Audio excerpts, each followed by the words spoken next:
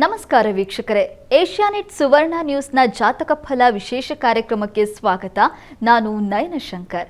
ಇವತ್ತು ಶುಕ್ರವಾರ, ಜೊತೆಗೆ ಪ್ರದೋಷ ಕೂಡ ಇದೆ. ಈ ದಿನದ ವಿಶೇಷತೆ ಏನು, ದ್ವಾದಶ ರಾಶಿಗಳ ಫಲಾಫಲ ಹೇಗಿದೆ, ನೀವು ಕಳಿಸಿರುವಂತಹ ಸಂದೇಶಗಳಿಗೆ ಪರಿಹಾರವೇನು, ಎಲ್ಲವನ್ನ ನೋಡ್ತಾ ಹೋಗೋಣ. ಇದೀಗ ನಮ್ಮ ಜೊತೆ ಖ್ಯಾತ ಜ್ಯೋತಿಷಿಗಳಾಗಿರುವಂತಹ ಶ್ರೀಕಂಠ ಶಾಸ್ತ್ರಿಗಳಿದ್ದಾರೆ. ಬನ್ನಿ ಅವರನ್ನ ಕಾರ್ಯಕ್ರಮಕ್ಕೆ ಸ್ವಾಗತಿಸೋಣ. ಶಾಸ್ತ್ರಿಗಳೇ, ಕಾರ್ಯಕ್ರಮಕ್ಕೆ ಸ್ವಾಗತ. ನಮಸ್ಕಾರಗಳು. ಶಾಸ್ತ್ರಿಗಳೇ, ಶುಕ್ರವಾರ ಜೊತೆಗೆ ಪ್ರದೋಷ ಕೂಡ ಇದೆ. ಈ ದಿನದ ಮಹತ್ವವನ್ನು ತಿಳಿಸೋದಾದ್ರೆ? ಶ್ರೀ ಗುರುಭ್ಯೋ ನಮಃ. ಹರಿ ಓಂ. ಮೂರ್ತಿತ್ವೇ ಪರಿಕಲ್ಪಿತ ಶಶಿಭೃತೋ ವರ್ತ್ಮಾ ಪುನರ್ಜನ್ಮನ ಆತ್ಮೇತ್ಯಾತ್ಮವಿದಾಂ ಕೃತಶ್ಚಿಯಜಿತಾಂ ಭರ್ತ ಅಮರ ಜ್ಯೋತಿಷಾಂ ಲೋಕಾನಾಂ ಪ್ರಳಯೋದ್ಭವ ಸ್ಥಿತಿ ವಿಭುಶ್ಚಾನೇಕಧಾಯ ಶ್ರಿತೌ ವಾಚನ್ನ ಸದ್ದತಾ ತ್ವನೇಕ ಕಿರಣ ತ್ರೈಲೋಕ್ಯ ದೀಪೋರವಿಹಿ. ಸಮಸ್ತ ವೀಕ್ಷಕರಿಗೆ ಶುಭೋದಯ, ಶುಭ ಬೆಳಗು. ಈ ದಿನದ ಸಂದೇಶಗಳನ್ನು ಪರಿಶೀಲಿಸುವ ಪೂರ್ವದಲ್ಲಿ ಹೊತ್ತಿನ ಪಂಚಾಂಗವನ್ನು ಗಮನಿಸಿಕೊಳ್ಳೋಣ. ಶ್ರೀ ವಿಶ್ವಾವಸುನಾಮ ಸಂವತ್ಸರ, ಉತ್ತರಾಯಣ, ಶಿಶಿರ ಋತು, ಮಾಘ ಮಾಸ, ಶುಕ್ಲ ಪಕ್ಷವಾಗಿದೆ. ಈ ದಿವಸ ಶುಕ್ರವಾರವಾಗಿರ್ತಕ್ಕಂಥದ್ದು. ದ್ವಾದಶಿ ತಿಥಿ, ಆರ್ದ್ರ ನಕ್ಷತ್ರ. ಈ ದಿವಸ ದ್ವಾದಶಿ ಇದೆ, ಸಂಜೆ ವೇಳೆಗೆ ತ್ರಯೋದಶಿ ಬರುತ್ತೆ. ಹೀಗೆ 10 ಗಂಟೆ ಮೇಲೆ ತ್ರಯೋದಶಿ ಇದೆ. ಆದರೆ ತ್ರಯೋದಶಿ ಅಂದರೆ ಈ ಸಂಧ್ಯಾಕಾಲ, ಅದನ್ನು ಪ್ರದೋಷ ಕಾಲ ಅಂತ ಕರೀತಾರೆ. ಪ್ರದೋಷೋ ರಜನೀಮುಖಂ ಗಣರಾತ್ರಂ ನಿಶಾಬಹ್ವ್ಯ ಪ್ರದೋಷೋ ರಜನೀಮುಖಂ. ಇದು ಅಮರಕೋಶ. ಅಂದರೆ ಸಂಧ್ಯಾಕಾಲಕ್ಕೆ ಬೇರೆ ಬೇರೆ ಹೆಸರುಗಳಿದ್ದಾವೆ. ಅದನ್ನು ಪ್ರದೋಷ ಅಂತಲೂ ಅದಕ್ಕೊಂದು ಹೆಸರು ಅನ್ನೋದನ್ನು ಹೇಳ್ತಾ ಇದೆ. ಆ ಪ್ರದೋಷ ಕಾಲದಲ್ಲೇ ಶಿವಪೂಜೆಯನ್ನು ಮಾಡಬೇಕು ಅಂತ. ಇವತ್ತು ಆರ್ದ್ರ ನಕ್ಷತ್ರವೂ ಇದೆ. ಹೀಗಾಗಿ ತಪ್ಪದೇ ಶಿವ ಸನ್ನಿಧಾನದಲ್ಲಿ ನಾವು ಪೂಜೆಯನ್ನು ಸಮರ್ಪಣೆ ಮಾಡಬೇಕು. ಅದರಲ್ಲೂ ನಮಕ ಚಮಕ, ಅಲ್ಲಿ ಶಾಸ್ತ್ರಗಳಲ್ಲಿ ಉಲ್ಲೇಖವನ್ನು ಮಾಡ್ತಾರೆ. ನಮಕಂಚಮಕಂಚೈವ ಪುರುಷ ಸೂಕ್ತಂ ತಥೈವ ಚ. ನಮಕಂಚಮಕಂಚೈವ ಪುರುಷ ಸೂಕ್ತ. ನಮಕ ಚಮಕ ಅಂತ 2 ಭಾಗ ಇದೆ. ನಮಸ್ತೆ ರುದ್ರಮನ್ಯವ ಉತೋತೈಷವೇ ನಮಃ ಅಂತ ಪ್ರಾರಂಭವಾಗುತ್ತೆ ನಮಕ. ಅಲ್ಲಿಂದ ಪ್ರಾರಂಭವಾಗಿ ಚಮಕದ ಅಂತ್ಯದವರೆಗೆ ಅದನ್ನು ಹೇಳಿಕೊಂಡು ನಂತರ ಪುರುಷ ಸೂಕ್ತ. ಇವು 3 ಹೇಳುವುದರಿಂದ ಯಾರು ಇವುಗಳನ್ನು ನಿತ್ಯಂ ತ್ರಯಂ ಪ್ರಯುಂಜಾನೋ ಬ್ರಹ್ಮಲೋಕೆ ಮಹೀಯತೆ ಅಂತ ಹೇಳುತ್ತೆ. ಹೀಗಾಗಿ ಯಾರು ಈ 3 ಹೇಳಿಕೊಂಡು ಶಿವನಿಗೆ ಅಭಿಷೇಕ ಮಾಡಿಬಿಟ್ರೆ ಬ್ರಹ್ಮಲೋಕದಲ್ಲಿ ಪೂಜಿಸಲ್ಪಡ್ತಾನಂತವನು. ಇದು ಉತ್ಕೃಷ್ಟವೋ ಮತ್ತೊಂದೋ ಶ್ರೇಷ್ಠತೆಗಾಗಿಯೋ ಹೇಳಿರ್ತಕ್ಕಂಥದ್ದು ಇರಬಹುದು. ಆದರೆ ಆ ಮಟ್ಟಿಗಿನ ಒಂದು ಪುಣ್ಯ ಫಲ ಅನ್ನೋದು ನಮಗೆ ಸಂದಾಯವಾಗುತ್ತೆ. ಹೀಗಾಗಿ ಆ ಪ್ರದೋಷ ಕಾಲದಲ್ಲಿ ನಮಕ ಚಮಕ ಇವುಗಳನ್ನು ಹೇಳಲಿಕ್ಕಾಗ್ತಾ ಇದ್ದರೆ ಕಷ್ಟ ಇದೆ. ಹೇಳೋದು ಸಾಮಾನ್ಯರಿಗೆ ಕಷ್ಟ ಆದರೆ ಕೇಳಿಸ್ಕೊಳ್ಳಿ. ಆ ಕಾಲದಲ್ಲಿ, ಪ್ರದೋಷ ಕಾಲದಲ್ಲಿ ಪೂಜೆ ಮಾಡಲಿಕ್ಕೂ ಆಗ್ತಾಯಿಲ್ಲ, ಕಷ್ಟ ಆಗ್ತಾ ಇದೆ ಅಂದರೆ ಈ ಮಂತ್ರಗಳನ್ನು ನಮಕ ಚಮಕ ಹಾಗೂ ಪುರುಷ ಸೂಕ್ತ ಇವುಗಳನ್ನು ಕೇಳಿಸ್ಕೊಂಡ್ರೆ ಶಿವನ ಪುಣ್ಯ ಶಿವನ ಆ ಫಲ ಬಂದುಬಿಡುತ್ತೆ. ಯಾವುದು ನಮಗೆ ಹಿತವೋ ಅದನ್ನು ತಂದು ಕೊಟ್ಬಿಡ್ತಾನಂತೆ ಶಿವ. ಯಾವುದು ಇಷ್ಟವೋ ಅಥವಾ ಯಾವುದು ನಮಗೆ ಸರ್ವ ರೀತಿಯಲ್ಲೂ ಆಕರ್ಷಿತರಾಗ್ತೀವೋ ಅದಲ್ಲ, ಅದು ನಮಗೆ ತೊಂದರೆ ಮಾಡಬಹುದು. ನಾವು ಯಾವುದನ್ನು ಒಂದನ್ನು ಇಷ್ಟಪಟ್ಟರೆ ಆ ಇಷ್ಟಪಟ್ಟ ವಸ್ತುವೋ ಅಥವಾ ಆಹಾರವೋ ಅಥವಾ ವ್ಯಕ್ತಿಯೋ ನಮಗೆ ಮುಳುವಾಗಬಹುದು ಮತ್ತೊಂದು ದಿವಸ, ಆ ಕ್ಷಣ ಮತ್ತೊಂದು ಸಾಧ್ಯತೆ. ಆದರೆ ಹಿತವಾದದ್ದು ಯಾವತ್ತೂ ಮುಳುವಾಗೋದಿಲ್ಲ. ಅದು ಎಲ್ಲ ಬಗೆಯಲ್ಲೂ ವೃದ್ಧಿಗೆ ಕಾರಣವಾಗ್ತಕ್ಕಂಥದ್ದು. ಇದನ್ನು ಶಿವ ಗಮನಿಸಿಕೊಂಡು ಯಾರು ಭಕ್ತರು ಅವರಿಗೆ ಅಪೇಕ್ಷೆ ಪಡೋದಲ್ಲ, ಅವನಿಗೆ ಯಾವುದು ಹಿತ ಅನ್ನೋದು ನೋಡಿಕೊಂಡು ಸಂದರ್ಭಗಳನ್ನ ಸೃಷ್ಟಿಸ್ತಾನೆ. ಅವನು ಅಂಥವ್ರನ್ನ ಪರಿಚಯ ಮಾಡಿಸ್ತಾನೆ, ಅಂಥ ಸಂದರ್ಭಗಳನ್ನು ಸೃಷ್ಟಿ ಮಾಡ್ತಾನೆ, ಅಂಥ ವಾತಾವರಣವನ್ನು ಹುಟ್ಟು ಹಾಕಿಕೊಡ್ತಾನೆ. ಹೀಗಾಗಿ ಶಿವನ ಯಾರು ಶ್ರದ್ಧೆಯಿಂದ ಪೂಜೆ ಮಾಡ್ತಾರೋ ಅವರಿಗೆ ಹಿತವಾದದ್ದು ದಕ್ಕತ್ತೆ. ಅದರಿಂದ ಬದುಕು ತುಂಬ ಚೆನ್ನಾಗಿ ಆನಂದವಾಗಿರುತ್ತೆ. ಅದರಲ್ಲಿ ಯಾವುದೇ ಸಂಶಯ ಇಲ್ಲ. ತಪ್ಪದೆ ಪ್ರದೋಷ ಪೂಜೆಯಲ್ಲಿ ಪಾಲ್ಗೊಳ್ಳಿ. ಖಂಡಿತವಾಗ್ಲೂ ಶಾಸ್ತ್ರಿಗಳೇ, ಇವತ್ತು ಪ್ರದೋಷ ಕಾಲ ಇದು. ಈ ಪ್ರದೋಷ ಪುಣ್ಯ ಕಾಲದಲ್ಲಿ ಶಿವನನ್ನು ಆರಾಧನೆ ಮಾಡೋದ್ರಿಂದ, ಜೊತೆಗೆ ತಾವು ಒಂದಿಷ್ಟು ಮಂತ್ರಗಳನ್ನು ಹೇಳ್ಕೊಟ್ಟಿದ್ದೀರಾ. ಆ ಮಂತ್ರಗಳನ್ನು ಹೇಳೋದ್ರಿಂದ, ಕೇಳೋದ್ರಿಂದ ಆ ಶಿವ ನಮಗೆ ಹಿತವಾಗಿರೋದನ್ನು ಕೊಡ್ತಾನೆ ಅನ್ನೋದನ್ನು ತಿಳಿಸ್ಕೊಟ್ಟಿದ್ದೀರಾ. ಈಗ ವೀಕ್ಷಕರು ಸಾಕಷ್ಟು ಸಂದೇಶ ಕಳಿಸಿದ್ದಾರೆ, ಅದನ್ನು ನೋಡೋಣ ಶಾಸ್ತ್ರಿಗಳೇ. ಮೊದಲನೇ ಸಂದೇಶವನ್ನು ತುಮಕೂರಿನಿಂದ ಚಿದಂಬರಂ ಕಳಿಸಿದ್ದಾರೆ. ಚಿದಂಬರಂ ಅವರ ಜನ್ಮ ದಿನಾಂಕ 28/3/1978. ಹುಟ್ಟಿದ ಸಮಯ ಸಂಜೆ 5 ಗಂಟೆ. ಆರೋಗ್ಯ ಸಮಸ್ಯೆ ಇದೆ. ಡಾಕ್ಟರ್ ಹತ್ರ ಹೋಗಿ ತೋರಿಸಿದಾಗ ಎಲ್ಲ ರಿಪೋರ್ಟ್ಗಳು ಕೂಡ ನಾರ್ಮಲ್ ಬರ್ತಾ ಇದೆ. ಆದರೂ ಕೂಡ ಕೈಕಾಲು ನೋವು ಕಡಿಮೆ ಆಗ್ತಾ ಇಲ್ಲ. ಏನು ಪರಿಹಾರ ತಿಳಿಸ್ಕೊಡಿ ಅಂತ ಪ್ರಶ್ನೆ ಕೇಳಿದ್ದಾರೆ ಶಾಸ್ತ್ರಿಗಳೇ. ಚಿದಂಬರಂ ಅವರ ಪ್ರಶ್ನೆ ಪಾಪ ಹಾಸ್ಪಿಟ್ಲಿಗೆ ತೋರಿಸಿದ್ರು ಕಡಿಮೆ ಆಗ್ತಾಯಿಲ್ಲ, ಏನಾಗಿದೆ ಅಂತ ಅವ್ರ ಪ್ರಶ್ನೆ. ಹೌದು ಶಾಸ್ತ್ರಿಗಳೇ. ಜಾತಕ ನೋಡೋಣ. ಕೆಲವೊಮ್ಮೆ ಪ್ರಾರಬ್ಧವಶಾತ್ ಬರುತ್ತಲ್ವ. ಒಂದು ಮಾತಿದೆ ಪ್ರಸಿದ್ಧವಾದದ್ದು, ತಮಗೂ ಗೊತ್ತಿರಬಹುದು, ಪೂರ್ವಜನ್ಮ ಕೃತಂ ಪಾಪಂ ವ್ಯಾಧಿರೂಪೇಣ ಜಾಯತೆ ಅಂತ. ವ್ಯಾಧಿರೂಪೇಣ ಬಾಧತೆ ಅಂತಲೂ ಹೇಳ್ತಾರೆ. ಪೂರ್ವಜನ್ಮ ಕೃತಂ ಪಾಪಂ, ಪೂರ್ವಜನ್ಮದಲ್ಲಿ ಮಾಡಿದಂಥ ಯಾವುದೋ ಒಂದು ಫಲದಿಂದಾಗಿ, ಪಾಪ ಕಾರ್ಯಗಳಿಂದಾಗಿ ಈ ಜನ್ಮದಲ್ಲಿ ಅದು ವ್ಯಾಧಿ ರೂಪದಲ್ಲಿ ಬಾಧಿಸುತ್ತೆ ಅಂತ ಹೇಳ್ತಾರೆ. ನೋಡೋಣ. ಏಕೆಂದರೆ ಟ್ರೀಟ್ಮೆಂಟ್ ತೊಗೊಂಡ್ರೂ ವಾಸಿ ಆಗ್ತಾಯಿಲ್ಲ ಅಂತಂದರೆ ಅನುಭವಿಸಬೇಕು ಅಂತ ಬಂದುಬಿಟ್ಟಿರುತ್ತೆ ಅದು.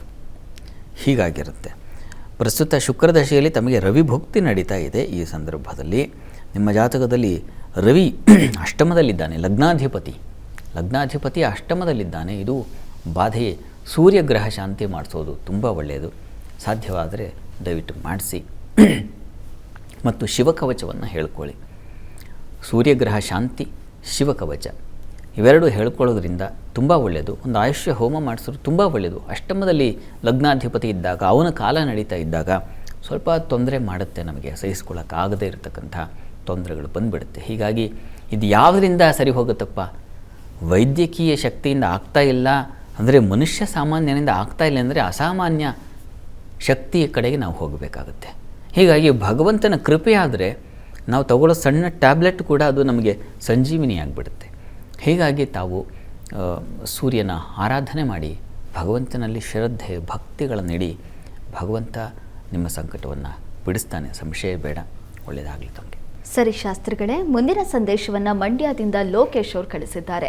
ಲೋಕೇಶ್ ಅವರ ಜನ್ಮ ದಿನಾಂಕ 18/5/1981. ಹುಟ್ಟಿದ ಸಮಯ ಬೆಳಗ್ಗೆ 8 ಗಂಟೆ. ಎಲ್ಲ ರೀತಿಯ ಪೂಜೆಯನ್ನು ಮಾಡಿದ್ದೀನಿ, ಆದರೂ ಕೂಡ ಮದುವೆ ಆಗ್ತಾ ಇಲ್ಲ. ಯಾವಾಗ ಮದುವೆ ಆಗುತ್ತೆ ತಿಳಿಸ್ಕೊಡಿ ಅಂತ ಪ್ರಶ್ನೆ ಕೇಳಿದ್ದಾರೆ ಶಾಸ್ತ್ರಿಗಳೇ. ಲೋಕೇಶ್ ಅವರ ಪ್ರಶ್ನೆ ಅದು ವಿವಾಹಕ್ಕೆ ಸಂಬಂಧಿಸಿದೆ. ಪಾಪ ಎಷ್ಟು ಪ್ರಯತ್ನ ಪಟ್ಟರು ಆಗ್ತಾ ಇಲ್ಲ ಅಂತ. ಹೌದು ಶಾಸ್ತ್ರಿಗಳೇ. ಜಾತಕ ನೋಡೋಣ. ನೋಡಿ, ನಿಮ್ಮ ಜಾತಕವನ್ನು ಪರಿಶೀಲಿಸಿದ್ರೆ ಇದು ಮಿಥುನ ಲಗ್ನ ಆಗಿದೆ. ಲಗ್ನದಿಂದ ಸಪ್ತಮಾಧಿಪತಿ ಗುರು ನಿಮ್ಮ ಚತುರ್ಥದಲ್ಲಿದ್ದಾನೆ. ಲಗ್ನಾಧಿಪತಿ ಬುಧ ವ್ಯಯದಲ್ಲಿದ್ದಾನೆ.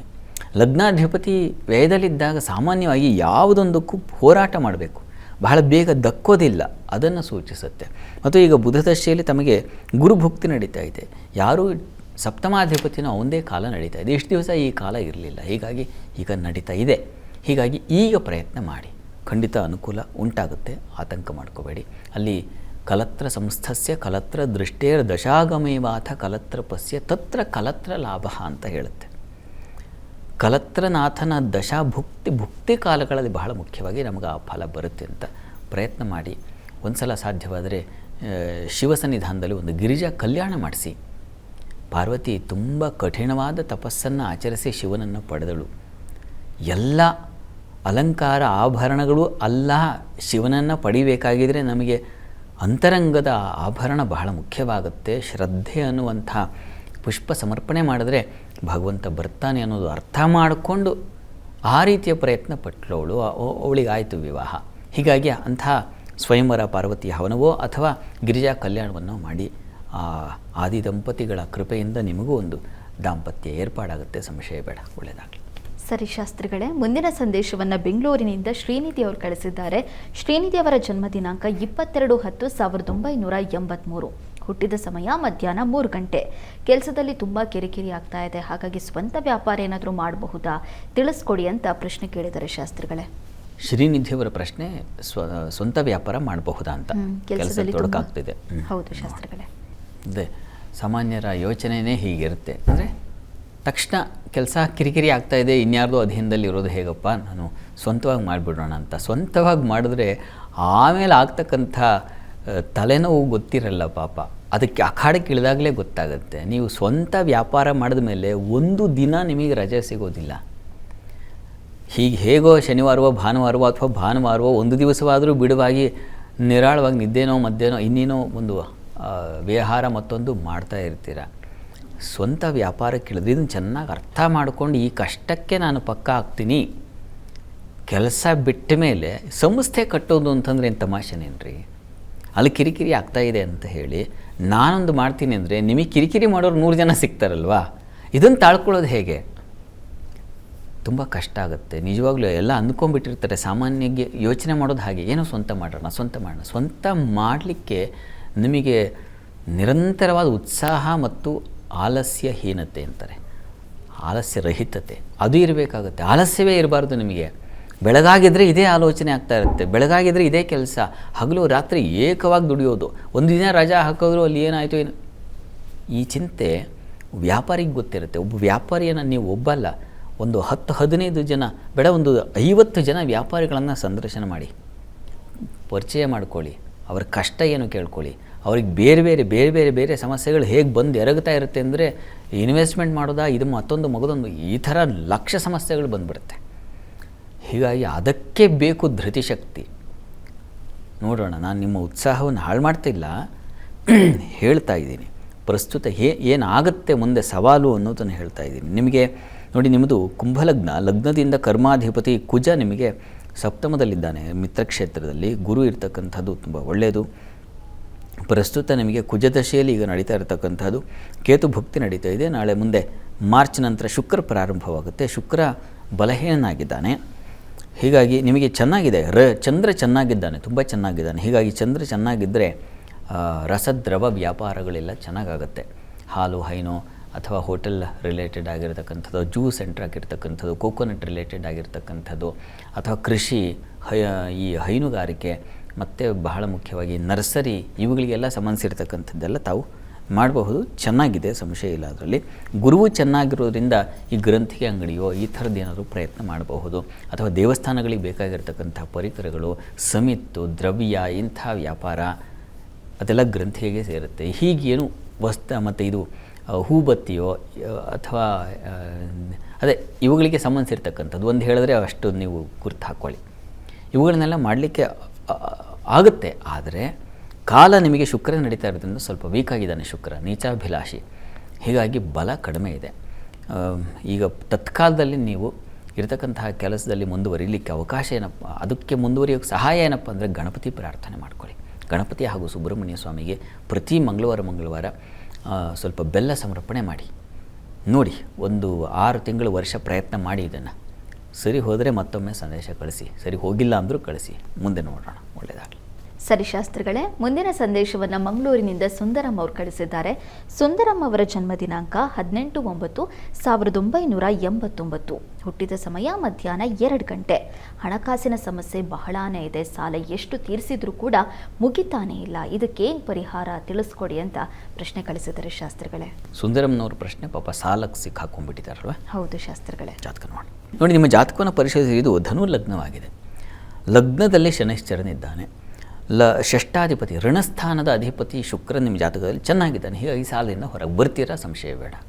ಈಗ ನಡೀತಾ ಇರತಕ್ಕಂಥ ಕಾಲ ನೋಡಿದ್ರೆ ನಿಮಗೆ ಚಂದ್ರದಶೆಯಲ್ಲಿ ರವಿ ಭುಕ್ತಿ ನಡೀತಾ ಇದೆ, ಅವಕಾಶ ಇದೆ. ಈಗ ಹೊರಗೆ ಬರ್ತೀರಾ, ಆತಂಕ ಮಾಡ್ಕೋಬೇಡಿ. ಮುಂದೆ ಕುಜ ಪ್ರಾರಂಭವಾಗುತ್ತೆ. ಕುಜ ದಿಗ್ಬಲ ಸಹಿತನಾಗಿದ್ದಾನೆ, ಅವನಿಂದಲೂ ಕೂಡ ಹೆಚ್ಚಿನ ಅನುಕೂಲ ಉಂಟಾಗುತ್ತೆ. ಹೀಗಾಗಿ ಕಾಲ ನಿಮಗೆ ಚೆನ್ನಾಗೇ ಇದೆ. ನೀವು ಇದರಿಂದ ಹೊರಗೆ ಬರಬೇಕು ಅಂದರೆ ನರಸಿಂಹ ಪ್ರಾರ್ಥನೆ ಮಾಡಿ.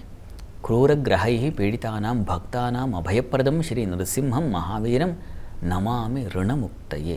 ಈ ಮಂತ್ರವನ್ನು ಪ್ರತಿ ದಿವಸ ಹೇಳ್ಕೊಳ್ಳಿ, ಒಂದು 108 ಬಾರಿ. ಬೇಗ ದಾರಿ ಸಿಗುತ್ತೆ. ಒಳ್ಳೆಯದಾಗಲಿ. ಈ ದಿನದ 12 ರಾಶಿಗಳ ಫಲಾಫಲ ಹೇಗಿದೆ ನೋಡೋಣ ಶಾಸ್ತ್ರಿಗಳೇ. ಮೊದಲಿಗೆ ಮೇಷರಾಶಿಯಿಂದ ಕನ್ಯಾ ರಾಶಿವರೆಗಿನ ಈ ದಿನದ ಫಲಾಫಲ ತಿಳಿಸೋದಾದರೆ, 12 ರಾಶಿಗಳ ಫಲಾಫಲ ತಿಳಿಯುವ ಮುನ್ನ ಇವತ್ತಿನ ಗ್ರಹಸ್ಥಿತಿಯನ್ನು ಗಮನಿಸ್ಕೊಳ್ಳೋದಾದರೆ, ಮಿಥುನ ರಾಶಿಯಲ್ಲಿ ಗುರುಚಂದ್ರ ಯುತಿಯನ್ನು ಕಾಣ್ತಾ ಇದ್ದೀವಿ. ಕೇತು ಇರ್ತಕ್ಕಂಥದ್ದು ಸಿಂಹರಾಶಿಯಲ್ಲಿ. ಮಕರ ರಾಶಿಯಲ್ಲಿ ರವಿ, ಕುಜ ಹಾಗೂ ಬುಧ ಶುಕ್ರರನ್ನು ಕಾಣ್ತಾ ಇದ್ದೀವಿ. ರಾಹುವಿನ ಜೊತೆಗೆ ಈ ದಿವಸ ಮಾಂದಿ ಉದಯಾಗಿದೆ. ಶನೈಶ್ಚರ ಮೀನರಾಶಿಯಲ್ಲಿ ಇರ್ತಕ್ಕಂಥದ್ದನ್ನು ನೋಡ್ತಾ ಇದ್ದೀವಿ. ಹೀಗಿರುವಾಗ 12 ರಾಶಿಗಳ ಫಲಾಫಲ ತಿಳಿತಾ ಹೋಗೋಣ. ಮೊದಲಿಗೆ ಮೇಷರಾಶಿ.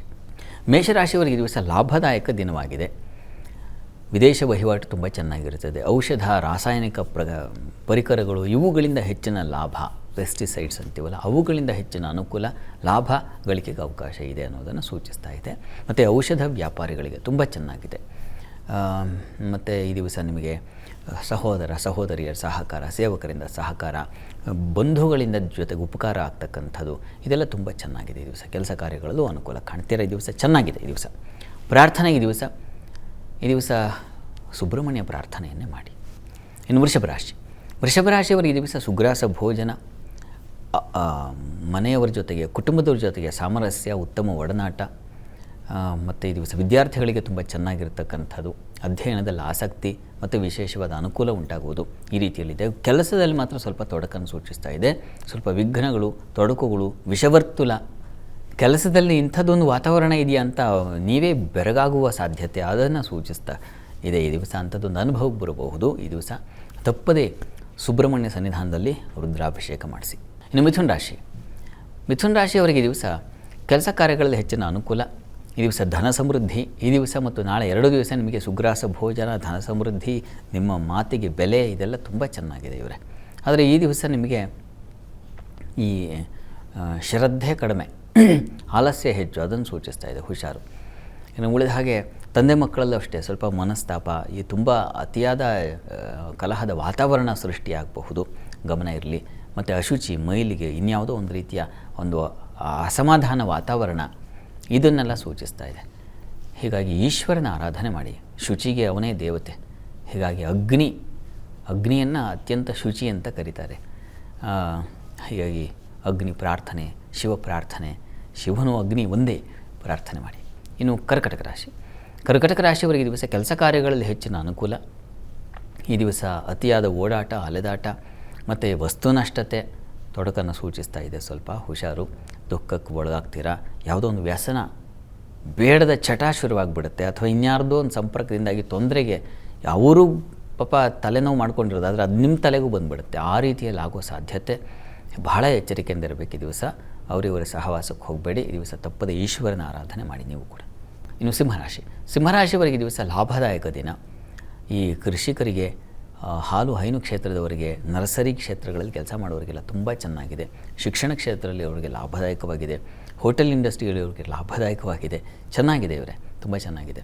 ಮಿತ್ರರಿಂದ ಸಹಾಯ, ಬಂಧುಗಳಿಂದ ಸಹಾಯ, ಶತ್ರುಗಳು ದೂರ ಆಗಿಬಿಡ್ತಕ್ಕಂಥದ್ದು, ಈ ರೀತಿಯಲ್ಲೆಲ್ಲ ತುಂಬ ಚೆನ್ನಾಗಿದೆ. ಆದರೆ ಸ್ವಲ್ಪ ದಾಂಪತ್ಯದಲ್ಲಿ ಸಂಗಾತಿಯಲ್ಲಿ ಅಸಮಾಧಾನ, ಮನಸ್ತಾಪ ಎರಡೂ ಬಂದುಬಿಡುತ್ತೆ. ಹೀಗಾಗಿ ಶಿವಶಕ್ತಿಯರ ಆರಾಧನೆ, ಪಾರ್ವತಿ ಪರಮೇಶ್ವರ ಸ್ತುತಿಯನ್ನು ಹೇಳ್ಕೊಳ್ಳಿ. ಇನ್ನು ಕನ್ಯಾ ರಾಶಿಯವರಿಗೆ ಈ ದಿವಸ ಕೆಲಸ ಕಾರ್ಯಗಳಲ್ಲಿ ಈ ದಿವಸ ನಾಳೆ ಯಶಸ್ಸು, ಸಿದ್ಧಿ ಎಲ್ಲ ಚೆನ್ನಾಗಿದೆ. ತುಂಬ ಹೆಚ್ಚಿನ ಅನುಕೂಲ ಉಂಟಾಗುತ್ತೆ. ಇನ್ನು ಈ ದಿವಸ ನಿಮಗೆ ದಾಂಪತ್ಯದಲ್ಲಿ ಮನಸ್ತಾಪ, ಸಣ್ಣ ಪ್ರಮಾಣದಲ್ಲಿ ಸ್ವಲ್ಪ ತೊಡಕನ್ನು ಸೂಚಿಸುತ್ತೆ. ಹುಷಾರು. ರೋಗ ಬಾಧೆ ಇದೆ. ಬಹಳ ಮುಖ್ಯವಾಗಿ ಆರೋಗ್ಯದಲ್ಲಿ ಸ್ಕಿನ್ ಅಲರ್ಜಿ ಆಗ್ತಕ್ಕಂಥದ್ದು, ಉದರ ಬಾಧೆ ಬರತಕ್ಕಂಥದ್ದು, ಬೆನ್ನಿನ ಬಾಧೆ ಬರೋದು ಸಾಧ್ಯತೆ ಸೂಚಿಸ್ತಾ ಇದೆ. ಹೀಗಾಗಿ ತಪ್ಪದೇ ನಾಗಕವಚ ಹೇಳ್ಕೊಳ್ಳಿ. ಇನ್ನು ತುಲಾರಾಶಿಯವರಿಗೆ ದಿವಸ ಧರ್ಮ ಕಾರ್ಯಗಳು, ಶ್ರದ್ಧೆ, ಇಂಥ ಪೂಜೆ ಪುನಸ್ಕಾರಗಳಲ್ಲಿ ಭಾಗಿಯಾಗೋದು ಆ ಸಾಧ್ಯತೆ ಹೆಚ್ಚು. ಕೆಲಸದಲ್ಲೂ ಅಷ್ಟೇ ತುಂಬ ದೈವಾನುಕೂಲದಿಂದ ಕೆಲಸ ಚೆನ್ನಾಗಾಗುತ್ತೆ. ಆ ರೀತಿಯಲ್ಲಿ ಚೆನ್ನಾಗಿದೆ. ಮಿತ್ರರ ಸಹಾಯ, ಸಹೋದ್ಯೋಗಿಗಳ ಸಹಕಾರ, ಪ್ರಯಾಣದಲ್ಲಿ ಸೌಕರ್ಯ, ಇದೆಲ್ಲ ತುಂಬ ಚೆನ್ನಾಗಿದೆ. ಈ ದಿವಸ ನಿಮ್ಮ ಮಕ್ಕಳ ಜೊತೆಗೆ ಸ್ವಲ್ಪ ಕೆಟ್ಟ ವರ್ತನೆ ಅವ್ರದ್ದು ನಿಮಗೆ ಸಹಿಸೋಕ್ಕಾಗಲ್ಲ, ಆ ರೀತಿಯಲ್ಲಿದೆ. ಲಲಿತಾ ಪ್ರಾರ್ಥನೆ ಮಾಡಿ. ವೃಶ್ಚಿಕ ರಾಶಿಯವರು ಈ ದಿವಸ ಕೆಲಸ ಕಾರ್ಯಗಳಲ್ಲಿ ಹೆಚ್ಚಿನ ಅನುಕೂಲ.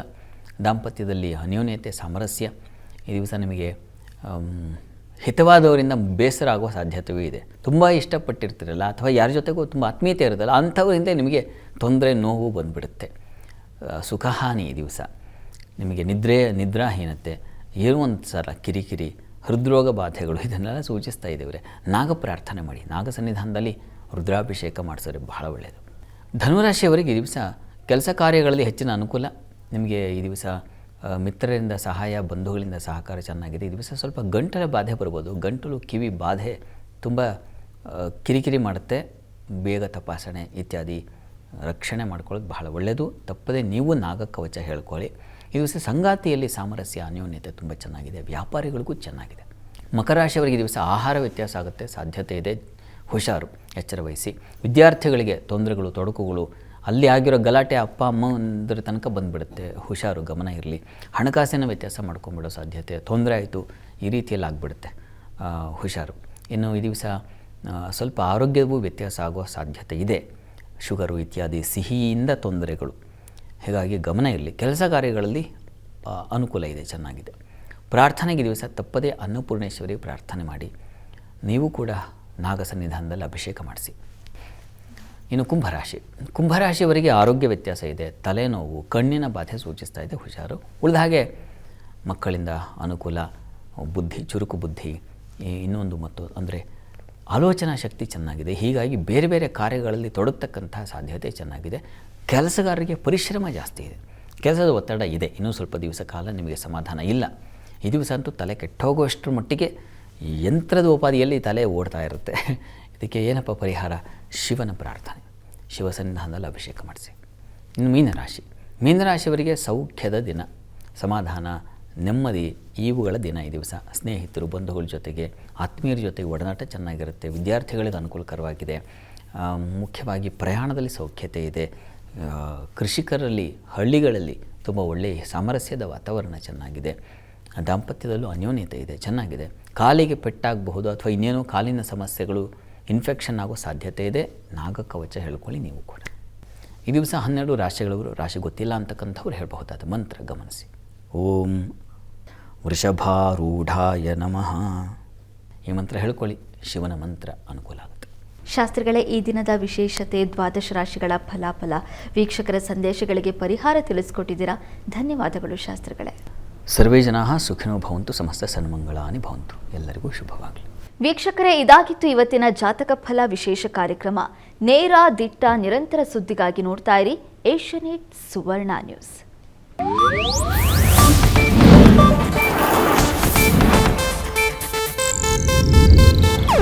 ಇದು ಏಷ್ಯಾನೆಟ್ ನ್ಯೂಸ್ ನೆಟ್ವರ್ಕ್ ಪ್ರಸ್ತುತಿ.